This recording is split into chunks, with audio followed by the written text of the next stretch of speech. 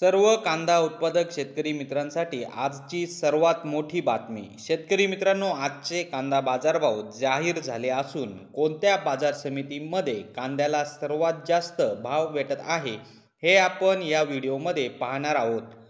जर आपण एक कांदा उत्पादक शेतकरी असाल आणि कांद्याचे बाजारभाव आपल्याला मोबाईलवर बघायचे असतील तर लगेचच व्हिडिओला लाईक करा, चॅनलला सबस्क्राईब करा आणि सोबतची बेल आयकॉन दाबून ठेवा।